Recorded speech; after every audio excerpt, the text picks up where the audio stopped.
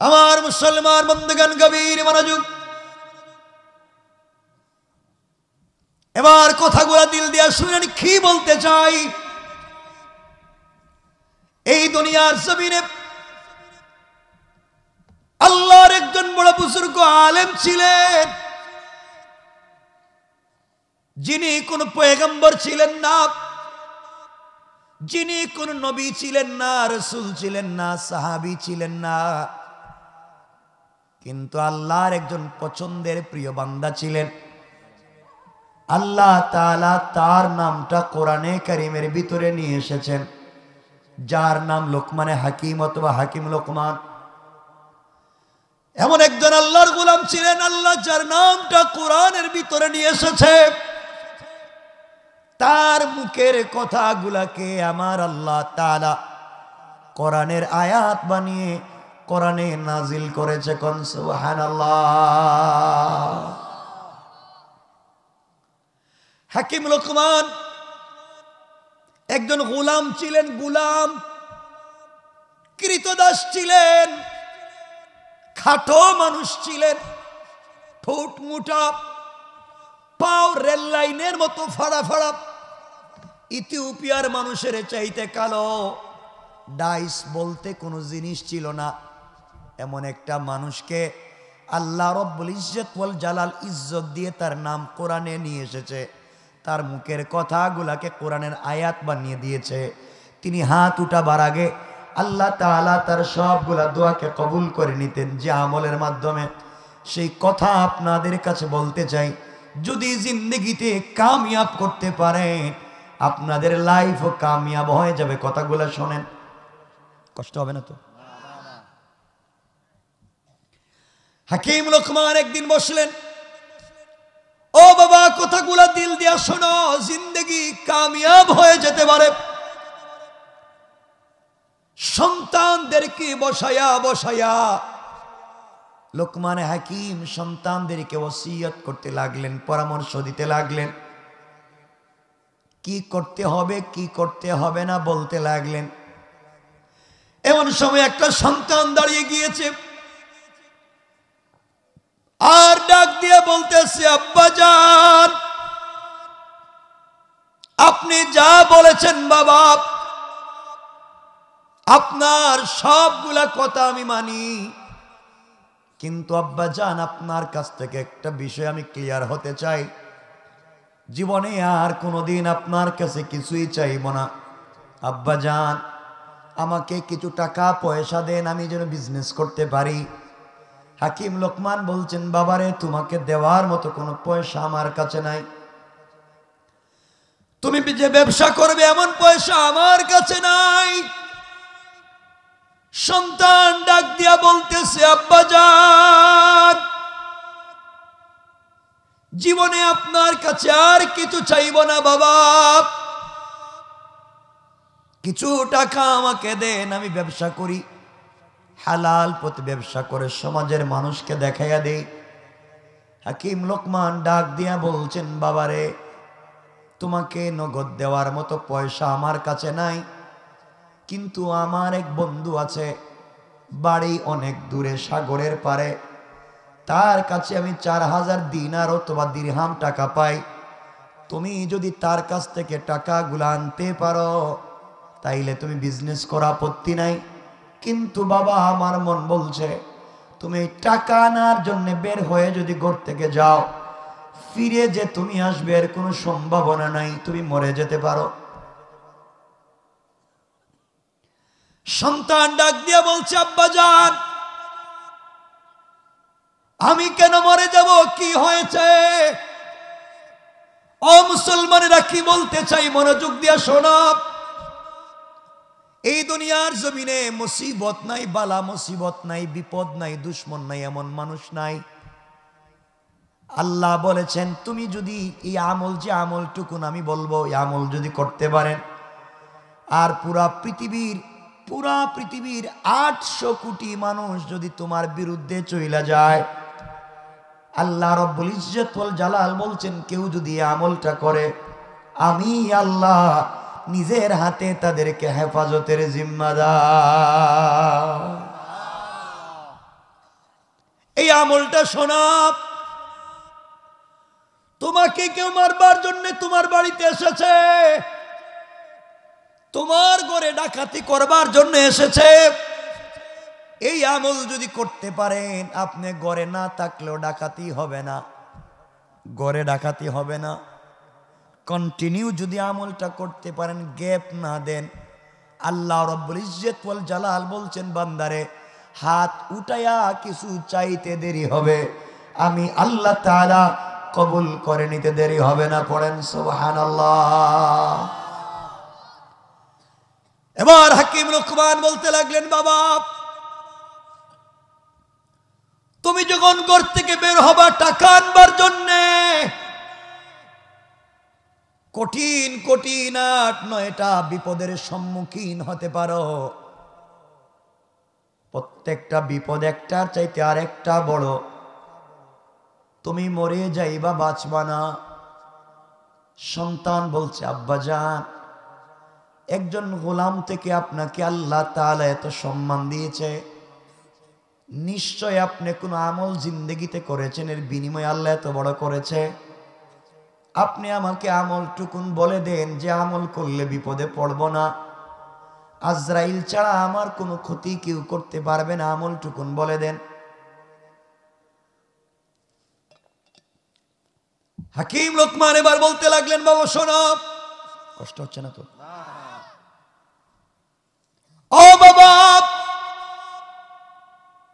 আমার বন্ধুর বাড়িতে টাকা আনবার জন্য তুমি যখন যাইবা,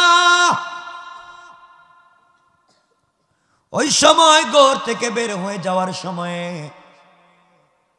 বাবারে তুমি 2 রাকাত সালাতুল হাজত পড়ে যাইবা। কেমনে পড়তে হবে 2 রাকাত নামাজ? মাত্র কয় রাকাত? আপনি মামলার আসামি, জামিন হয় না, নামাজ পড়ে যাইবেন। আল্লাহ পাকের রাসূল বলেছেন, যত বড় মামলা হোক না কেন, কোর্টে যাওয়ার পরে অটোমেটিক আল্লাহ তার ফয়সালা করে দিবে। 2 রাকাত সালাতুল হাজত পড়বা। ও বাবা, তুমি যখন ঘর থেকে বের হইবা, বের হওয়ার সময় তুমি ব্যাগের ভিতরে পানির ব্যাগ, পানির বোতল নিবা। 2 রাকাত নামাজ পড়ে ঘর থেকে বের হয়ে যাইবা। বিপদগুলা বলতেছি, কিছু দূর যাওয়ার পরে তুমি তাকাইয়া দেখবা বিশাল মরুভূমি। এই মরুভূমিতে তুমি দীর্ঘক্ষণ পর্যন্ত সফর করবা। সফর করবার কারণে এক পর্যায়ে দেখবা মরুভূমির বালিগুলা গরম হয়ে গিয়েছে, আর হাঁটতে পারো না। এত বেশি গরম হয়ে গিয়েছে, পা ফেললেই তোমার পায়ের নিচ থেকে চামড়া খসে যায়, ফিনকি দিয়ে পায়ের নিচ থেকে রক্ত বের হয়। বাবারে, এমন সময় তোমার মন চাইবে পানি পান করবার জন্য, বাঁচবা না। তাকায়া দেখবা জিহ্বা শুকিয়ে গিয়েছে, কলিজা শুকিয়ে গিয়েছে, তুমি মরে যাইবা। ও বাবা, ওই সময় তুমি পানি পান করবার মনে পড়বে। এমন সময় তুমি, তোমার ব্যাগের ভিতরে পানি আছে, ওই পানি পান করবার জন্য তুমি বের করবা। বাবারে, বের যখন করবা তাকাইয়া দেখবা পানির বোতল থেকে টকবক করে পানি উতরাচ্ছে, তৈলের মতো গরম হয়ে গিয়েছে। একদিকে জিহ্বা শুকিয়ে গিয়েছে, অপর দিকে কলিজা শুকিয়ে গিয়েছে, পায়ের নিচ থেকে ফিনকি দিয়ে রক্ত পড়তেছে, অপর দিকে পানি নাই, পান না করলে বাঁচবা না, শরীর কাঁপতেছে। ও বাবা, তুমি যদি এমন কোনো বিপদে পড়ে যাও, কিছুক্ষণের ভিতরে তুমি মরে যাইবা, আর বাঁচবা না। তুমি যদি মনে করে এমন মুসিবত আসছে সফরে, সাথে সাথে কষ্ট করে তুমি 2 রাকাত সালাতুল হাজত পড়বা।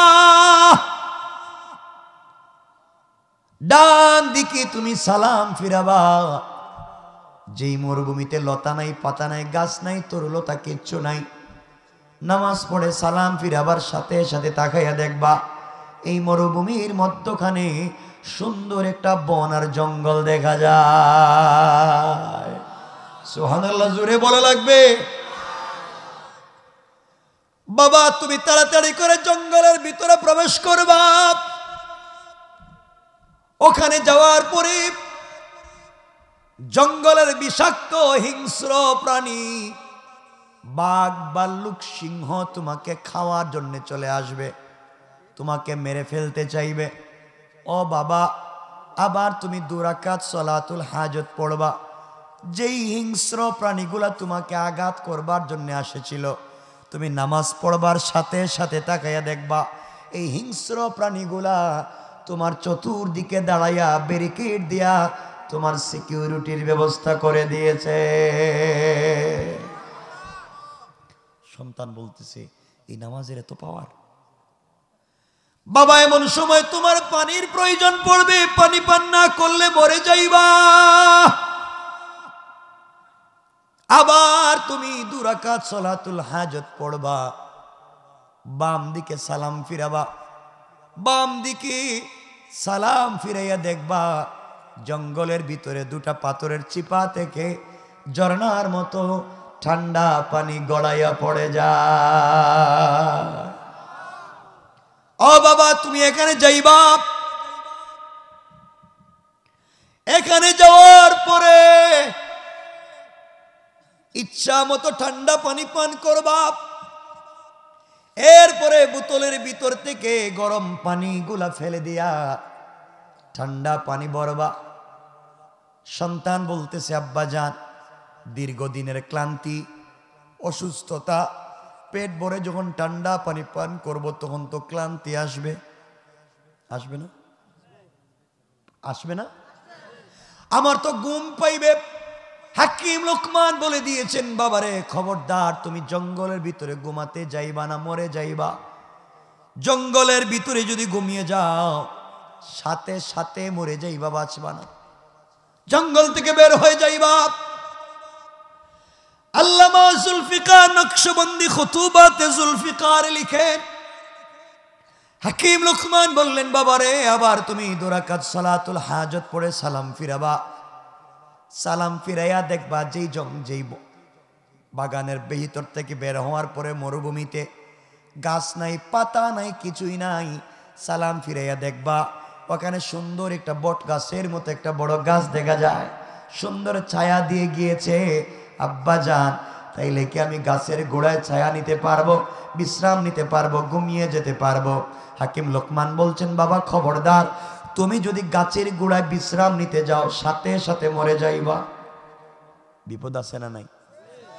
সন্তান বলতেছে, আব্বা তাইলে আমি কি করবো? জঙ্গলে ঘুমাইলেও মরমু, গাছের নিচে ঘুমাইলেও মরমু, আমি তো ঘুমাইতেই হবে। হাকিম লোকমান বলছেন, বাবা এত বড় বিপদে যদি পড়ে যাও, আবার তুমি 2 রাকাত সালাতুল হাজত পড়বা। পড়ার পরে দেখবা গাছের গোড়ায় মুরব্বী সাদা দাড়িওয়ালা একজন মুরব্বীকে গাছের গোড়ায় দেখা যায়। সে যদি তোমাকে আমার নাম ধরে ডাক দিয়ে বলে, হাকিম লোকমানের ছেলে এদিকে আসো, তাইলে বুঝবা তোমার কোনো ক্ষতি হবে না। তে ডাক দিলে তুমি তার কাছে চলে যাইবা। সে যদি বলে তার রানের উপরে মাথা রেখে ঘুমিয়ে যেতে,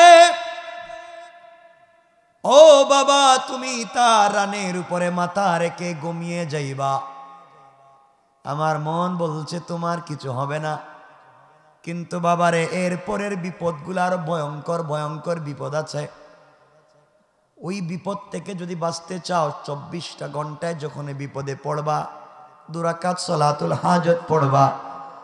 আর ওই গাছের গোড়ার থেকে যদি বেঁচে যাও, চলার পথে মুরব্বীরে দেখবা সফরে সাথে নিয়ে যেতে পারো কিনা। মুরব্বীকে সঙ্গে যদি নিয়ে যেতে পারো তাইলে তোমার উপকার হবে, সে তোমাকে পরামর্শ দিবে। ও বাবা সামনে যাওয়ার পরে সুন্দর একটা গ্রাম পাইবা, শহর পাইবা। ওই শহরে যাওয়ার পরে তুমি আমার পরিচয় দিবা, আমি হাকিম লোকমানের ছেলে। এই কথা মানুষকে বলবা। এটা বললে মানুষ তোমাকে আদর করবে, আপ্যায়ন করবে, ভালোবাসবে। কিন্তু খবরদার বাবা, কোন সময় তুমি 3 দিনের বেশি 4 দিন থাকবা না। 3 দিন শেষ হইয়া 4 দিন যদি সকাল শুরু হয়ে যায়, নিশ্চয় তুমি মরে যাইবা। ও বাবা, ওখান থেকে তুমি যদি বেঁচে যাও, সামনে গেলে একটা বিশাল সাগর পাইবা। ওই সাগরের পারে চরের ভিতরে কাঠের 2 তলা বাড়ির 2 তলা একটা রুমে আমার বন্ধু থাকে। তার কাছে গেলে তুমি আমার কথা বলে টাকা চাইবা, কিন্তু টাকা দিবে না। হাজার হাজার মানুষ তার কাছে ঋণ পায়, কিন্তু ঋণ দেয় না। তার কাছে যাওয়ার পরে তার বাড়িতে 1 রাত্র থাকা লাগে। আর যতগুলা মানুষ আজ পর্যন্ত তার বাড়িতে থেকেছে, সকালবেলা তাদের লাশ হয়ে ফিরে আসে, তাদেরকে মেরে ফেলে। আমার ভয় হচ্ছে, তুমি যদি ওখানে যাও, তোমাকে যদি মেরে ফেলে আমি কাকে কোথায় পাবো?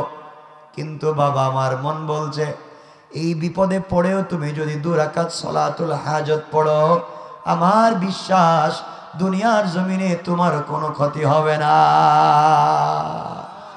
সুবহানাল্লাহ, জোরে বলেন। বাবা, এতগুলা বিপদ, এরপরে টাকা। তুমি কি এতগুলা বিপদ পার হয়ে যেতে পারবা কিনা? আরো বেশিও বিপদ হতে পারে, আরো কমও হতে পারে, আর ভয়ঙ্কর হতে পারে, নাও হতে পারে। বাবা, এখন তুমি চিন্তা করো কি করবা।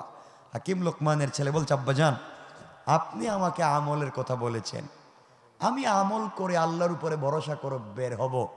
আল্লাহর যদি ইচ্ছা হয় আমারে মাইরা ফেলাবে, আর না হয় আমলের বদৌলতে আমার ইজ্জত সম্মান ঠিক রাইকা সকল বিপদ কাটাইয়া টাকা সহ তোমার কাছে ফেরত দেবে। না সুবহানাল্লাহ বাদ দেন, সবাই বলেন না সুবহানাল্লাহ, আরো জোরে বলেন না সুবহানাল্লাহ। আপনাদের কষ্ট হইতেছে মনে হয়?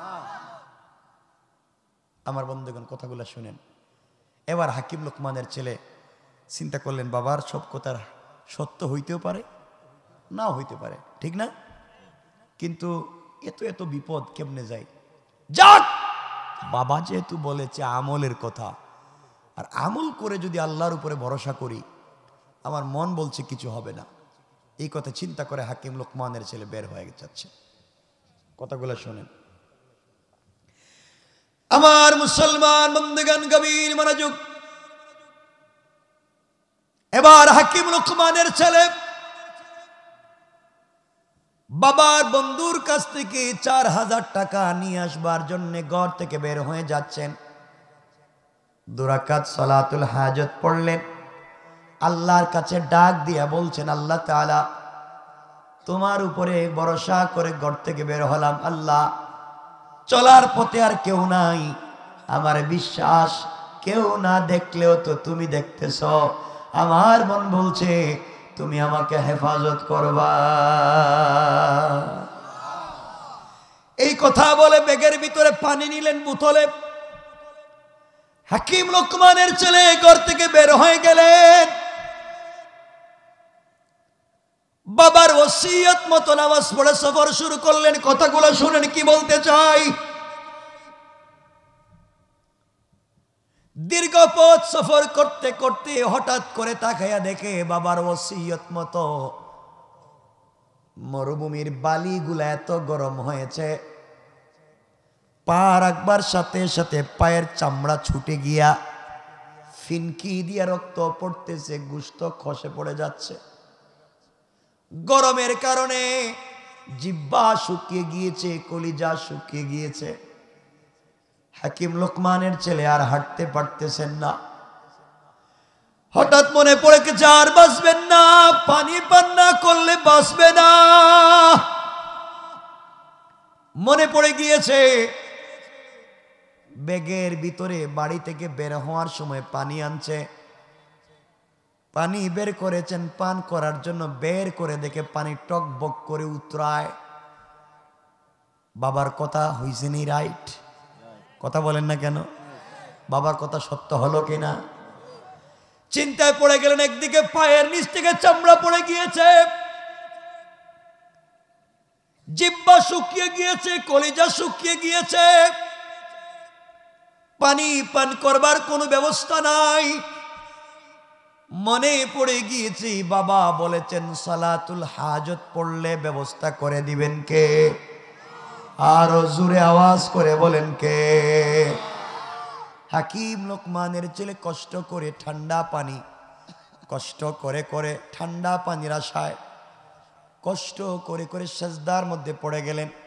আল্লাহর কাছে দুরাকাত সালাতুল হাজত পড়ে যখন কান্না শুরু করলেন, ডান দিকে সালাম ফিরাইয়া দেখে যেই জঙ্গলে তরুলতা গাছপালা কিছুই নাই, সালাম ফিরাবার সাথে সাথে দেখা যায় ডান দিকে সুন্দর একটা বাগান দেখা যায়। জোরে বলেন, জোরে বলেন।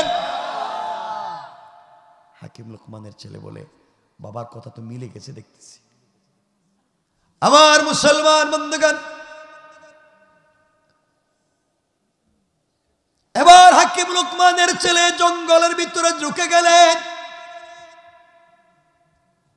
তাকায়া দেখি জঙ্গলের বিষাক্ত প্রাণী বাঘ ভাল্লুক বিষাক্ত পানিগুলা তার দিকে আসতেছে খেয়ে ফেলবার জন্যে, মেরে ফেলবার জন্যে। যখন তার দিকে আসতে লাগলো, কি করবেন তিনি? আবার 2 রাকাত সালাতুল হাজত পড়লেন।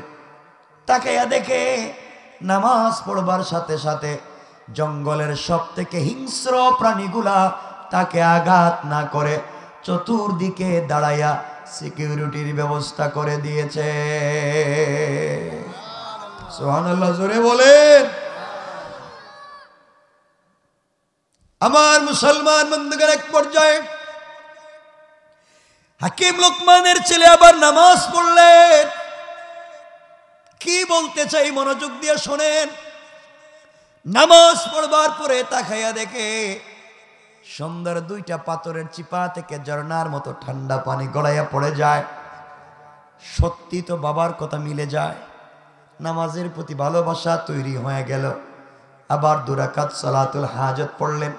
ক্লান্তি চলে এসেছে, আর হাঁটতে পারতেছেন না, ঘুমে পড়ে যাবেন। কিন্তু বাবা বলেছেন জঙ্গলে ঘুমিয়ে গেলে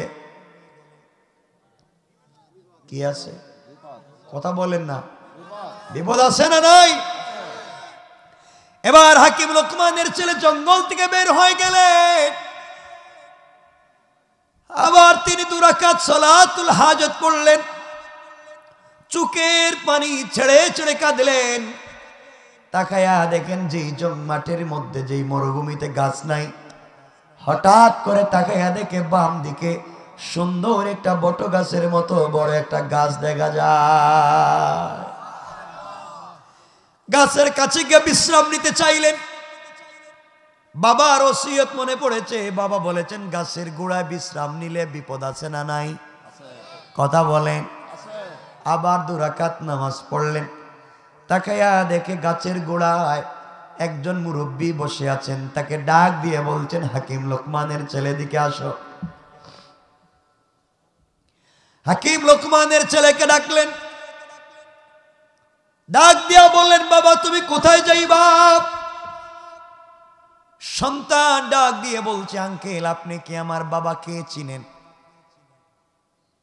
মুরব্বী বলছে, অবশ্যই চিনি বাবা, আমার বাপ কিন্তু বলেছে গাছের গোড়ায় বিশ্রাম নিতে পারবো না। মুরব্বী বলছে, তোমার বাপ কি কথা বলে নাই? কোন মুরব্বী যদি তোমাকে ডাক দিয়া তার রানের উপরে মাথা রেখে ঘুমাতে বলে তাহলে কোনো বিপদ হবে না। বাবার কথা মনে পড়ে গিয়েছে, তিনি মাথা রেখে ঘুমিয়ে পড়লেন। এতদিনের না খাওয়া মানুষ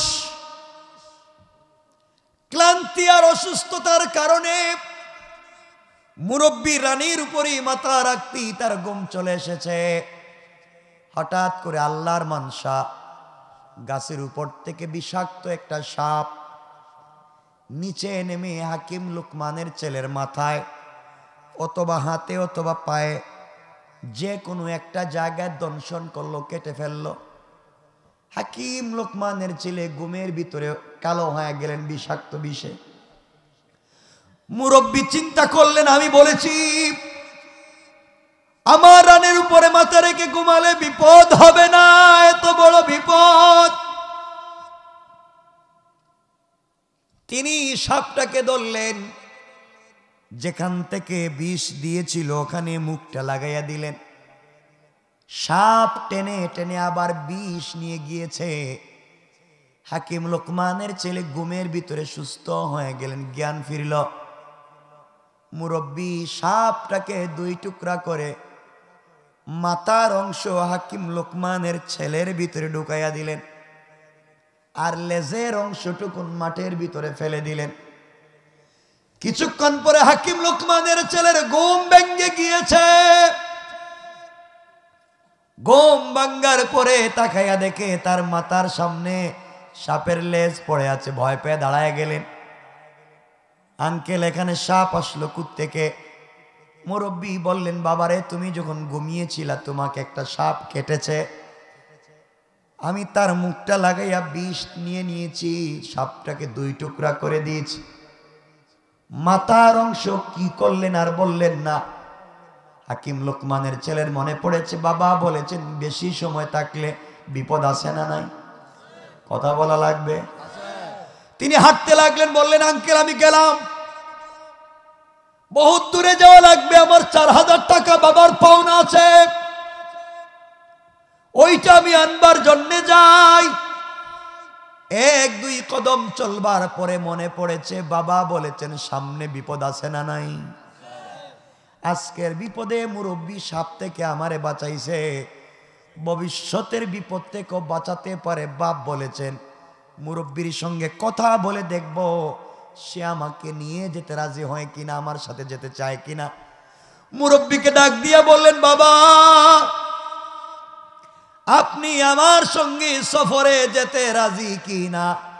মুরব্বী ডাক দিয়া বলছে, বাবারে তুমি যদি নিয়ে যেতে চাও আপত্তি নাই। এবার দুইজন চলতে লাগলেন। কিছু দূর চলবার পর এক নতুন শহর পাইলেন, গ্রাম পাইলেন। ওখানে গিয়ে নিজের পরিচয় দিলেন, হাকিম লোকমানের ছেলে। এলাকার মানুষ বড় হুজুরের ছেলে মনে করে আদর আপ্যায়ন ভালোবাসা দিল। কিন্তু বাবা বলেছেন কোনোভাবে 3 দিনের বেশি থাকা যাবে। আরো আসতে কন। হাকিম লোকমানের ছেলের 4র্থ দিন সকাল হয়ে গিয়েছে। বাবা বলেছেন সকাল যদি হয়ে যায় বিপদ আছে না নাই? সকাল হয়ে গিয়েছে 4র্থ দিন। এমন সময় এলাকার সবগুলা নারী পুরুষ আবাল বৃদ্ধ বনিতা সবাই মিলে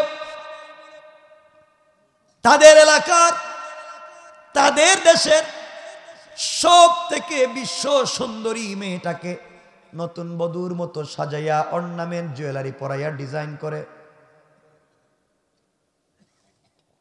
হাকিম লোকমানের ছেলের কাছে নিয়ে এসে বলছেন, বাবা এই মেয়েটাকে তোমার কাছে নিয়ে এসেছি, তুমি মেয়েটাকে বিয়ে করো, তোমার সঙ্গে আমাদের আত্মীয়তার সম্পর্ক থাকবে। হাকিম লোকমানের ছেলের মনে পড়ে গিয়েছে বাবা বলেছেন 4র্থ দিন সকাল হলে বিপদ। এখন তো দেখতেছি মেয়েটাকে বিয়ে করলে তো বিপদ, বাবা বলেছে বিয়ে করলেই মৌত। এখন কি করব? বলছে না আমি বিয়ে করব না। আবার তাকায়া দেখে মেয়ের মতো পৃথিবীতে কোনো মেয়ে তো সুন্দরী দেখে নাই। চিন্তা করলো আমি যদি বিয়ে না করি পৃথিবীর যে কোনো ছেলেই মেয়েটাকে বিয়ে করবে, সুতরাং ডাক দিয়া বলতেছে আমি বিয়ে করব। আবার মনে পড়েছে বিয়ে করলে কথা কন, বিয়ে করলে বিপদ, আর বিয়ে না করলে মন চায় না, বাঁচবে না, বেচারা বিপদে। বাবার ওসিয়ত বিয়ে করলে বিপদ, আর নিজের মন কয় না বিয়ে করলে বিপদ, আমি বাঁচব না, মেয়েটাকে বিয়ে করতেই হবে। কঠিন বিপদে কার কথা রাখবেন কার কথা ফেলবেন মনে পড়ে গিয়েছে।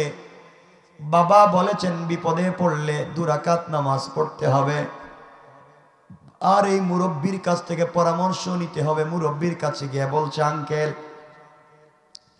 বিশ্ব সুন্দরী মেয়েটাকে আমার বাবা বলে দিয়েছেন বিয়ে করলে মরে যাব, কিন্তু আমি দেখতেছি বিয়ে না করলে মরে যাব। এমন সুন্দরী মেয়েকে কে বিয়ে করতে চায় না? আমি বিয়ে না করলেও তো অন্য কেউ বিয়ে করবে। আপনি বলেন তো আমি কি করব? মুরব্বী ডাক দিয়া বললেন, বাবারে তোমার যদি মন চায় বিয়ে করাই লাগে বিয়ে করে ফেলো, পরবর্তীতে যত বিপদ আসবে নামাজ পড়বা, আরো বিপদ আসলে আমি তো আছি, দেখে নেব কোন। সুবহানাল্লাহ। হাকিম লোকমানের ছেলে চিন্তা করলেন, তাইলে যা হবার হবে, এত সুন্দরী মেয়ে বিয়ে না করলে আর তো আরেকজন কইরা ফেলাইব। তিনি বিয়েতে রাজি হয়ে গেলেন, বিয়ে করে ফেললেন।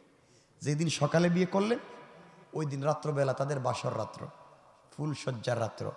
দুপুরের পরে ওই মুরব্বী আর হাকিম লোকমানের ছেলে বের হইছেন, রাস্তা দিয়া যাবেন বাজারে কিছু কেনাকাটার জন্য। কিছু দূর যাওয়ার পরে হাকিম লোকমানের ছেলে তাকাইয়া দেখে এলাকার ছেলে পেলে বাচ্চারা মেয়েরা হাকিম লোকমানের ছেলের পিছনে ডাইনে বামে গিয়া হাসাহাসি করে, কাপড় ধরে টানাটানি করে।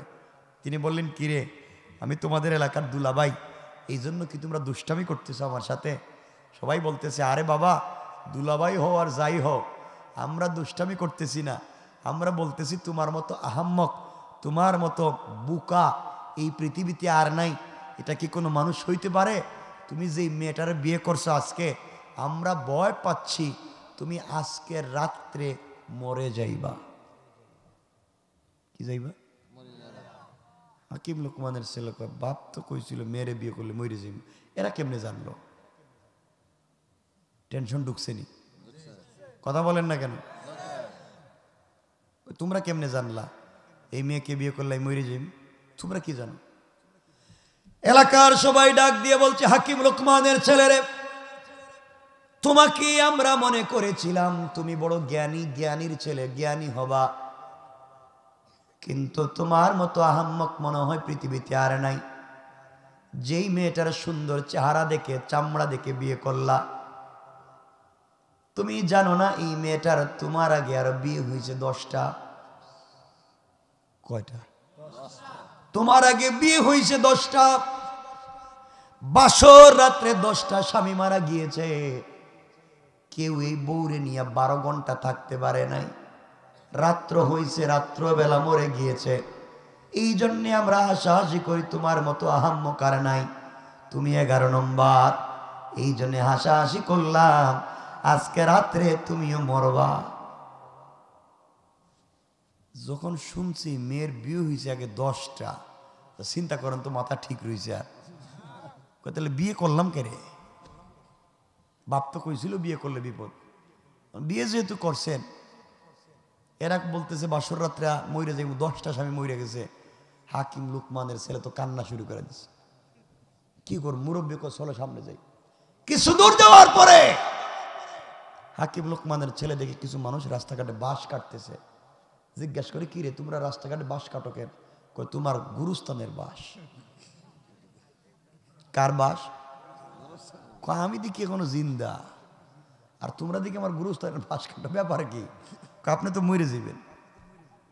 হাকিম লোকমানের ছেলে মুরব্বীরে ধরে কস, আঙ্কেল এখন আবার বাঁচান, বউ দরকার নাই, 10টা মরছে, আমারে মাইরে লাভ নাই, আর বাপের কাছে পাঠান। মুরব্বী বলছেন, বাবা বিয়া তো কইরেই ফেলাইছে, যা হবার হবে। আপনাদের মনে কষ্ট হইতেছে?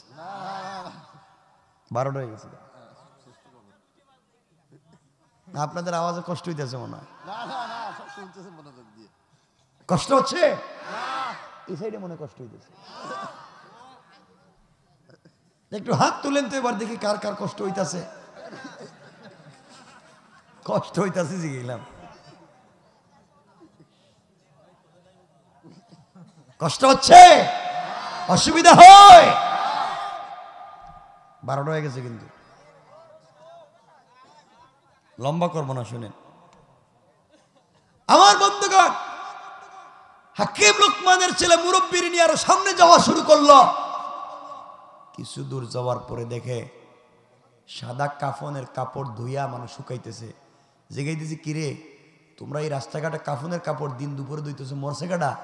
কেউ মরা নাই, তোমার কাফনের কাপড়। চিন্তা করে একটা লোক জিন্দা রইছে, কাফনের কাপড়ও রেডি, বাঁশও কাটা রেডি। আচ্ছা কোন তো এরা কতটুকু 100% শিওর যে এই লোকটা মরবো? কথা বলেন না কেন? কথা কন না কেন? এই অবস্থাটার ভিতরে কি চলতেছে তার চিন্তা করে। আরো কিছু দূর গেছে, যাওয়ার পরে দেখে মানুষ গর্ত খুঁড়তেছে, গর্ত খনন রাস্তার পাশে। যে গেলে কে রে, তোমরা দিন দুপুরে গর্ত খনন করো কেন? গর্ত না, এটা তোমার কবর। আমার কবর মানে তুমি মরবা না রাত্রে? কি রে, সবাই দেখি অবার শিওর। হাকিম লোকমানের ছেলে মুরব্বীর জোড়াকে, আঙ্কেল বউর দরকার নাই, বিয়া সেদি যা হয়েছে হয়েছে, ভাগেন, গেরাম ছাড়েন, দরকার নাই। দুজন দিছে দৌড়, কথা কয় না, কি দিছে? কিছু দূর যাওয়ার পরে দেখে মানুষ লাঠি নিয়ে ঘোরাঘুরি করতেছে। জিগা কি রে, তোমরা ঘোরাঘুরি করতেছো কেন? তুমি যেন পলায়ন করতে না পারো। এখন কই যাইব কোন? তো বিপদ কম না বেশি? কথা বলেন না। এখন তো হাকিম লোকমানের ছেলে কয়, হুজুর আব্বা তো কইছিল বিয়ে করলে মৌত, এখন তো মৌত না, এখন আমি জিন্দা মরে গেছি গা। মরার আগে তো মৌত শুরু হয়ে গেছে। আমার সামনে আমার কবর, আমার সামনে আমার কাফন, আমার সামনে আমার বাস। মুরব্বী বললেন, বাবা যা হয়ে গেছে হয়ে গেছে, 10 জন মরছে, তোমার তকদিরে থাকলে মরবা, বাসর রাত্রে যাওয়া লাগবে তোমাকে। হুজুর আপনি যদি কোন বিপদে পড়ছি তখন যাইমু, কিন্তু শর্ত একটাই, আপনি আমার সাথে যাওয়া লাগবে। হে, বাসর রাত্রে আরেকজনের সাঁতালিও যেতে চায়। মুরব্বী বলেন, বাবা এটার তো কোনো সিস্টেম নাই, তুমি একাই যাও। হুজুর যদি মানে মাইরে ফেলাইতে আমি কি করবো? এটা তো বুঝতেছি, এটা তো এত দজ্জাল তো আগে জানতাম না। 10 জন মাইরে ফেলাইছে। মুরব্বী বললেন, বাবা যাও, স্ত্রীর রুমের ভিতরে ঢুকো, আর যাওয়ার আগে 2 রাকাত সালাতুল হাজত পড়ে যাইও।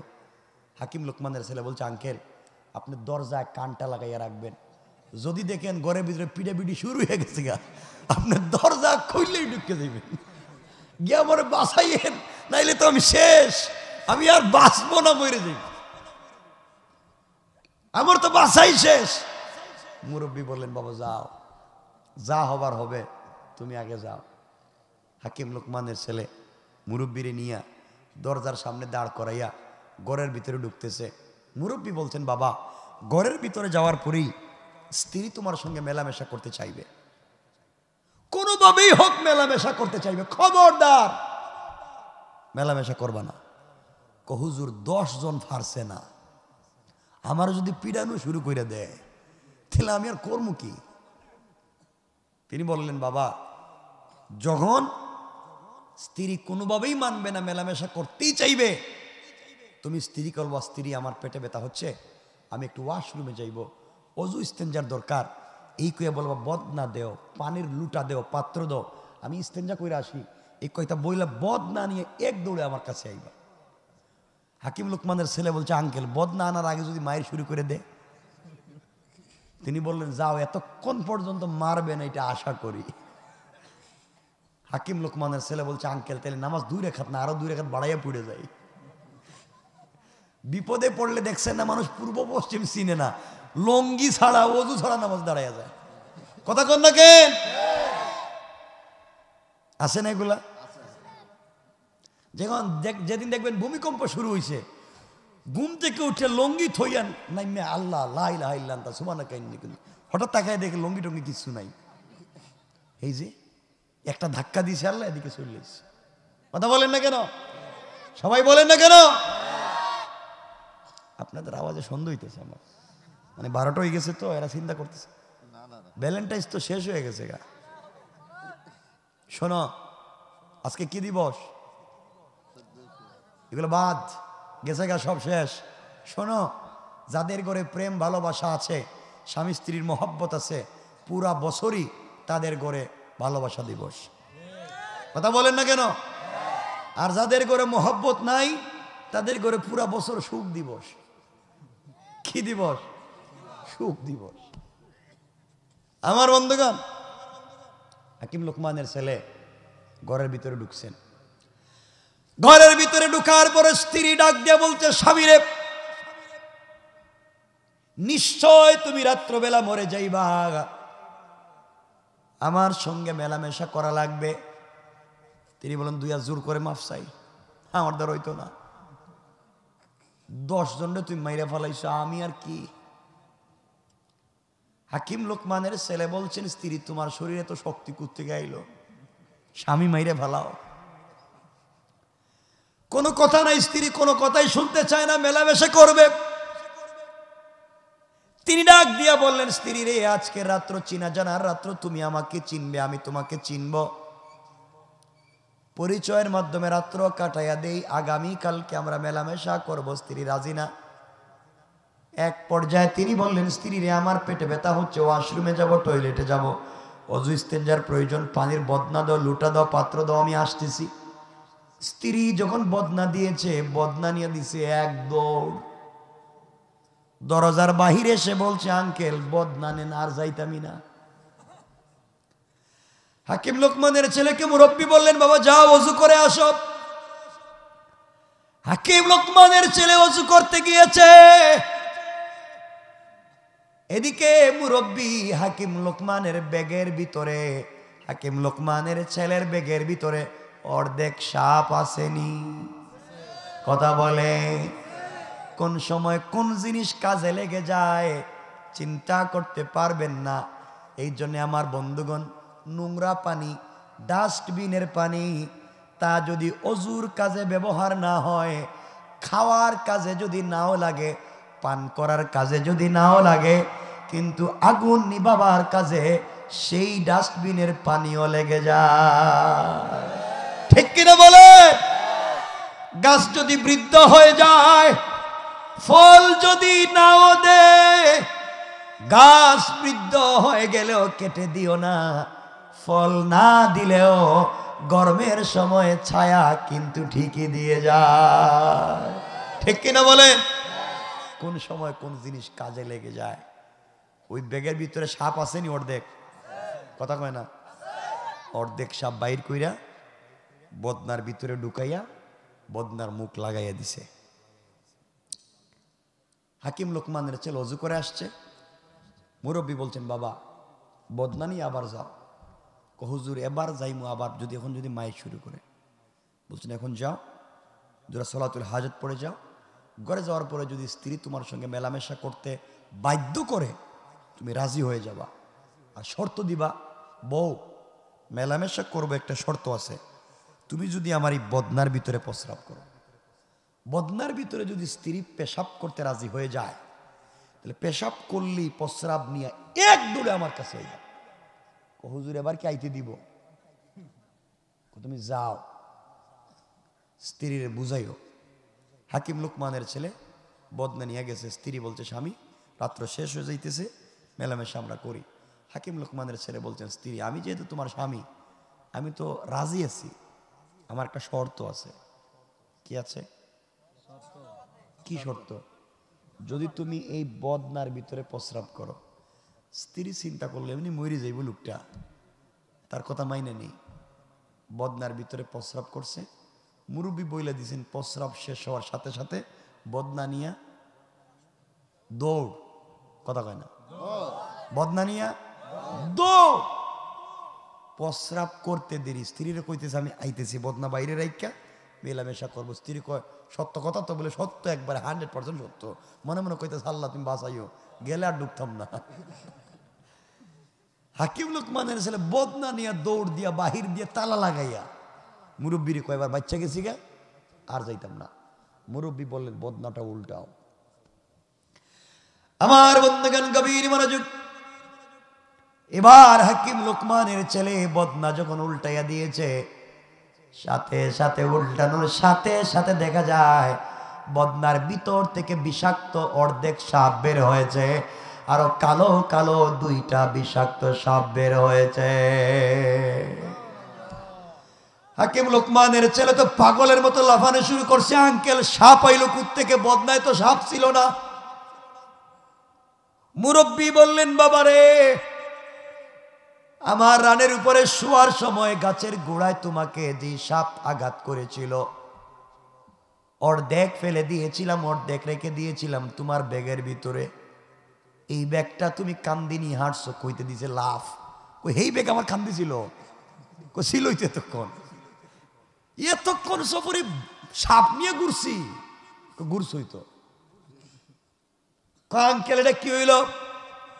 এই সাপটা তোমার ব্যাগের ভিতর থেকে বের করে আমি বদনার ভিতরে দিয়েছি বাবা। তুমি ওই বদনা নিয়ে ঘরের ভিতরে গিয়েছিলা, স্ত্রীকে যখন বলেছ প্রস্রাব করার জন্য, স্ত্রী যখন প্রস্রাব করতে বসেছে তখন স্ত্রীর পেটের ভিতরে অন্য ঘটনার কারণে আরেকটা হেকমতে স্ত্রীর পেটের ভিতরে বিষাক্ত দুইটা সাপের জন্ম হয়েছে। ওই সাপ দুইটা যখন দেখছে বদনার ভিতরে আরেকটা সাপ, পৃথিবীতে একটা বিষাক্ত হিংসুক প্রাণীর নাম হলো সাপ, যখন তারা দেখছে নিচে আরেকটা, ওইটাকে মারবার জন্য দিছে লাফ, বের হয়ে গিয়েছে। এখন তুমি মুক্ত।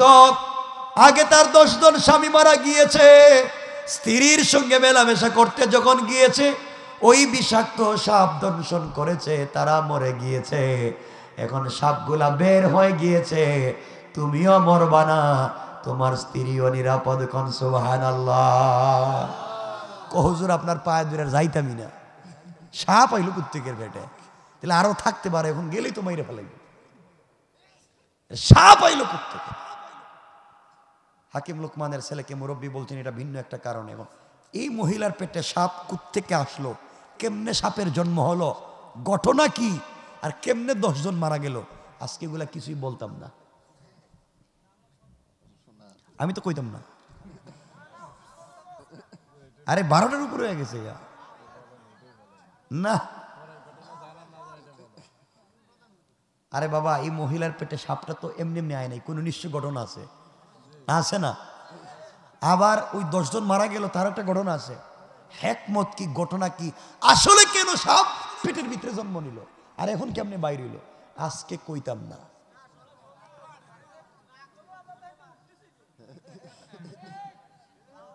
আপনারা থাকেন, আমি গেলাম গা। আচ্ছা শুনেন না, এটা এখানে রাখলাম, আমার কথা শুনেন না, আমরা মূল ঘটনা সামনের দিকে যাই। এটা এখানে রাখলাম, কিছুক্ষণ বলি, সোয়া 12টা বাবাই 15-2 ঘন্টা যাইতেছে গা।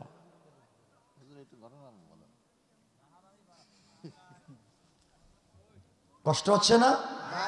অসুবিধা হচ্ছে না? কি তারে হেরায় অসুবিধা হইতেছে না কয়েক, এদের কি ঘুমিয়ে আয় না নাকি? তা ডায়াবেটিস নাই, সব নাই, আজকে নীল হয়ে গেছে সব। আমার বন্ধুগণ, এক পর্যায়ে এটা রাখলাম, আমরা সামনের দিকে যাই। শুনেন, আমাদের মূল ঘটনা তো এটা না, মূল ঘটনা টাকা। মূল ঘটনা কি? তাইলে এটা কি করতাম, এটা রাখলাম, এটা পরে। আমার মুসলমান বন্ধুগণ, হাকিম লোকমানের ছেলেকে মুরব্বী বললেন, বাবা আল্লাহ তাআলা তোমাকে বিপদ থেকে বাঁচাইয়া দিয়েছে, তুমি যে সালাতুল হাজত পড়েছো আল্লাহ তোমাকে বাঁচাইয়া দিয়েছে, এবার যাও স্ত্রীর সাথে মেলামেশা করো, কিছুই হবে না। হাকিম লোকমানের ছেলে 2 রাকাত সালাতুল হাজত পড়লেন, ঘরের ভিতরে ঢুকলেন, স্ত্রীর সঙ্গে মেলামেশা করতে লাগলেন। এমন সময় স্ত্রী ডাক দিয়ে বলতেছে, স্বামী রে, মরে যাইবা, আমাকে মাফ করে দিও। কি রে, হেকো মরে জিম্মানি? হুজুর কইল মরতাম না, সব সাপ বাইর হয়ে গেছে গা, হে দেখি কো মরে যাইবে। আসলে তো বউ তো জানে না যে ঘটনাটা কি, জানেনি, কথা বলেন না কেন? সাপ যে বের হয়েছে এটা জানেনি, তার পেটে যে সাপ আছে এটা জানেনি। হাকিম লোকমানের ছেলে তো চিন্তায় পড়ে গেছে, কি আজকে। স্ত্রী বলতেছে 10 জন মারা গিয়েছে, আপনিও মারা যাবেন, আমাকে মাফ করে দিয়েন। এদিকে মুরব্বী দেখতেছে কাফনওয়ালারা কাফন নিয়ে বাড়িতে হাজির, বুঝছেননি? যারা লাশ গোসল করায়, লাশ কাটে, তাদেরকে কি বলে? ডুম বলে না? ডুমও হাজির লাশ বাইর করার জন্য। মসজিদ থেকে কাফনের যা যা লাগে, গোসল করার খাটিয়া সব হাজির। মুরব্বী কো তোমরা হাজির কেন? ও লাশটা বাইর করবো। কি তারে, হেরাও দেখি রেডি, হেরাও দেখি রেডি, আসলে ভিতরে কি হইতেছে। আমার মুসলমান বন্ধুগণ, মেলামেশা করে 2 জন 2 দিকে ঘুমিয়ে পড়লেন, কেউ তো কারো খবর জানে না। সকাল হয়ে গেল, সূর্য উদিত হয়ে গেল, কেউ দরজা খুলে না। পাবলিক মনে করতেছে আগে তো স্ত্রী বের হইতো, স্বামী মারা যাইতো, কথা কন না কেন? দরজা তো একজন খুলে বাইর হইতো, আজকে দেখি কেউ দরজা খুলে না, মানে মনে হয় দুটাই মরে গেছে। এতদিন তো একটা মরছে, আজকে দুটাই মরে গেছে, দরজা খুলে না কেন? মানুষ লাত্তি দিয়া দরজা ভেঙে ভিতরে ঢুকছে, পুরা এলাকার মানুষ দাঁড়াই আছে হাকিম লোকমানের ছেলের লাশ দেখার জন্যে। ঘরের ভিতরে ডুম ঢুকে দেখে দুইজন দুই দিকে পড়ে আছে মরার মতো, মরাই তো মনে করেছে, মরা মনে করে হাকিম লোকমানের ছেলের পায়ে ধরে দিছে টান, এটা শুধু দাঁড়ায় গেছে গা। দাঁড়াইয়া যখন গেছে এরা কইছে আরে এটা মানুষ না, এটা ভূত, এটা মরলো না, কেরে কয়ে দিছে দৌড়। বাহিরে যারা ছিল হেরাও মনে করছে ভূত দিছে, হেরাও দৌড়।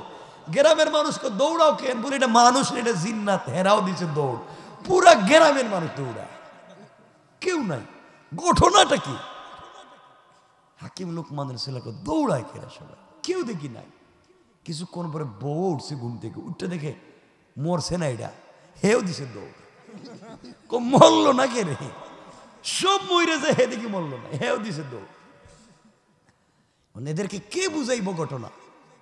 আমার বন্ধুগণ, যেভাবেই হোক হাকিম লোকমানের ছেলের মুরব্বী এদেরকে বুঝাইতে চেষ্টা করলেন মূল ঘটনাটা আসলে কি, কি হয়েছিল, কোত্থেকে আসলো, সব বুঝালেন।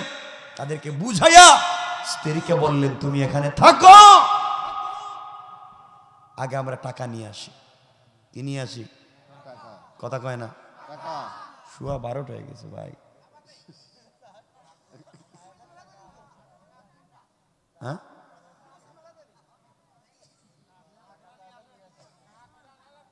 টাকা আনা লাগবে? আচ্ছা ঠিক আছে, মাথায় রেখে দিচ্ছি, সঙ্গে পুরা টাকা নাই দিতেছি, এটি রেখে দিব।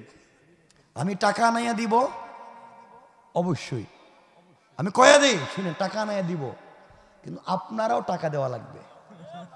বলেন ইনশাআল্লাহ? আপনারা কোন না কেন, সবাই বলেন। ওয়াজের পরে সবার পকেটে যা পাইবেন সব নিয়ে লইবেন মসজিদের জন্য। আমার মুসলমান বন্ধুগণ, গভীর মনোযোগ। এক পর্যায়ে হাকিম লোকমানের ছেলে আর মুরব্বী চলতে লাগবার পরে সাগরের পারে গিয়ে দেখেন সত্যি সাগরের পারে কাঠের দোতলা একটা বাড়ি।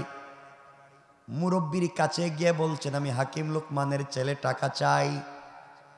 মুরব্বী বলছে বাবা আমার কাছ থেকে টাকা নিতে হলে এক রাত্র আমার বাড়িতে থাকা লাগবে।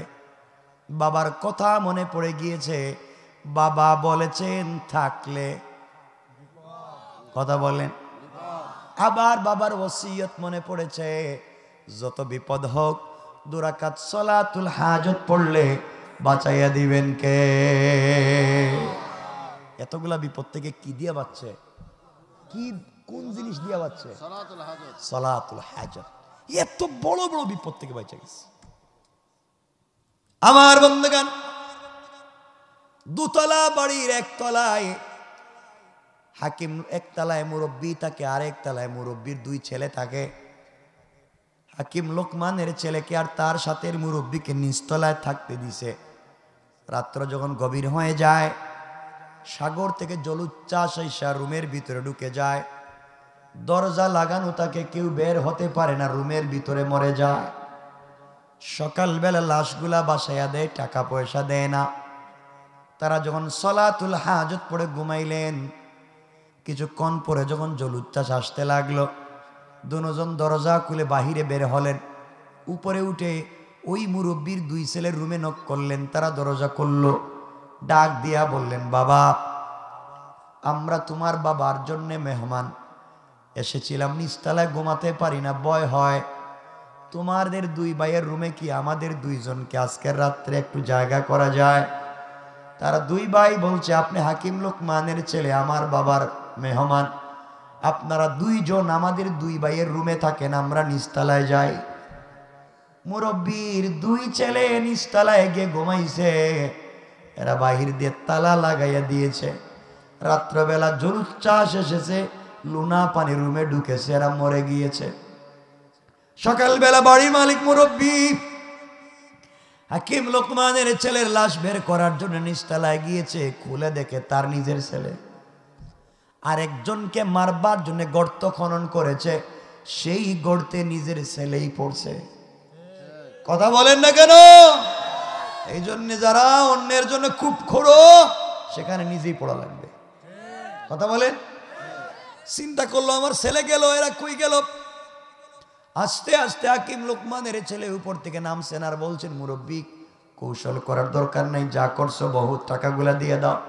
ছেলেও গেছে, টাকাও দিবা, নাইলে তুমিও মরবা। টাকা দিয়ে দিয়েছে। এবার টাকা নিয়া হাকিম লোকমানের ছেলে আর মুরব্বী হাঁটতে লাগলেন শ্বশুর বাড়ির দিকে। কোন দিকে? বউ আছে না? শ্বশুর বাড়ির দিকে যেতে লাগলেন। কিছু দূর যাওয়ার পরে মুরব্বী ডাক দিয়া বলছেন, বাবা দীর্ঘ পথ তোমার সঙ্গে ছিলাম, কঠিন কঠিন বিপদ থেকে বাঁচাবার জন্য আমি চেষ্টা করেছি তোমাকে, এত এত বিপদ থেকে তুমি বাঁচছো বাবা। এবার যা পাইছো তুমি সব অর্ধেক অর্ধেক, তোমার অর্ধেক আমার অর্ধেক। হাকিম লোকমানের ছেলে চিন্তা করলেন, মুরব্বী যে হারে অর্ধেক চায়, টাকা পয়সা হয়তো অর্ধেক দিলাম, যদি কই বউ অর্ধেক, এত কষ্ট করলাম বউর জন্য। হাকিম লোকমানের ছেলে বলছে, মুরব্বী বাবা, আঙ্কেল টাকা পয়সা যা পাইছি সব আপনি নিয়ে যান, আল্লাহর ওয়াস্তে বউটা আমারে দিয়া দেন। মুরব্বী বললেন, বাবা টাকাই তো তোমার মূল উদ্দেশ্য ছিল, টাকা আমারে দিতে চাও কেন? হুজুর যদি আপনি বউর মধ্যে আবার কোনো অংশ ভাগ চান, এই জন্য টাকাটা দিয়ে দিলাম। মুরব্বী বললেন, বাবা আমার কোনো জিনিস লাগবে না, সব তুমি নিয়ে যাও, সব তোমাকে দিয়ে দিলাম, কিন্তু বাড়িতে যাওয়ার পরে তুমি আমার পক্ষ থেকে তোমার বাবার কাছে সালাম দিবা। হাকিম লোকমানের ছেলে বলছেন, আঙ্কেল এত বড় বিপদ থেকে আপনি আমাকে বাঁচাইলেন, আপনার পরিচয় জানি না, বাবার কাছে গিয়ে আমি কি পরিচয় দিব আপনাকে? ঠিক না? এবার মুরব্বী বলছেন, বাবা তুমি মনে করেছো আমি দুনিয়ার সাধারণ কোন নাগরিক আর পাবলিক? ও বাবা, আমি দুনিয়ার কোন সাধারণ মানুষ না, আমি হলাম আল্লাহ তাআলার একজন রহমতের ফেরেশতা। সুবহানাল্লাহ, জোরে বলেন। আমি আল্লাহ তাআলার একজন রহমতের ফেরেশতা। তুমি যখন ঘর থেকে বের হওয়ার সময় 2 রাকাত সালাতুল হাজত পড়েছিলা, আল্লাহ তাআলা সাথে সাথে একজন ফেরেশতা পাঠাইয়া দেয়। এই পৃথিবীতে যে ব্যক্তি 2 রাকাত সালাতুল হাজত পড়ে ঘর থেকে বের হবে, সাথে সাথে আল্লাহ তার সিকিউরিটির জন্য আসমান থেকে একজন রহমতের ফেরেশতা পাঠাইয়া দেয়। বাবারে তুমি বারবার পড়তেছিলা, এই জন্য আল্লাহ তাআলা আমাকে মানুষের সুরত ধরাইয়া তোমার সাথী বানাইয়া সকল বিপদ আপদ থেকে তোমাকে বাঁচাইয়া পরামর্শ দিয়া সালাতুল হাজতের মাধ্যমে আবার তোমাকে ফিরিয়ে দিয়েছে, বউও দিছে, টাকাও দিছে। বাবারে তোমাকে বলে দিলাম, পৃথিবীতে তুমি আমি পৃথিবীর যে কেউ যখনই সালাতুল হাজত পড়ে বের হবে, আল্লাহ তাআলা তার জন্যে আসমান থেকে রহমতের ফেরেশতা পাঠাইয়া গোটা পৃথিবীর জালেম থেকে, মুসিবত থেকে তাকে বাঁচাইয়া রাখবার জিম্মাদার হয়ে যায়। সুবহানাল্লাহ বলেন। চিন্তা করছেন এক নামাজে কি করতে পারে? এই 2 রাকাত নামাজ, ছোট্ট নামাজ। প্রথম রাকাতে সূরা আল ফাতিহার পরে কুল ইয়া আইয়ুহাল কাফিরুন, দ্বিতীয় রাকাতে সূরা আল ফাতিহার পরে কুল হুয়াল্লাহু আহাদ। যতক্ষণ আপনি রুকুতে দাঁড়াইয়া থাকবেন চেষ্টা করবেন ততক্ষণ রুকুতে থাকার, চেষ্টা করবেন ততক্ষণ সেজদায় থাকার। নামাজের ভিতরে আপনার ইচ্ছার জন্য দোয়া করবেন, সেজদায় গিয়া দোয়া করবেন, রুকুতে দোয়া করবেন, রুকুত থেকে দাঁড়াইয়া দোয়া করবেন। রব বলেছেন, কেউ যদি সালাতুল হাজতে নিজের ইচ্ছা মতো মন চায় যা তা যদি নামাজের ভিতরে দোয়া করতে থাকে, নামাজের সালাম ফিরাবার আগে আমি কবুল করে নেই। সুবহানাল্লাহ বলেন। নামাজ পড়বেন তো ইনশাআল্লাহ?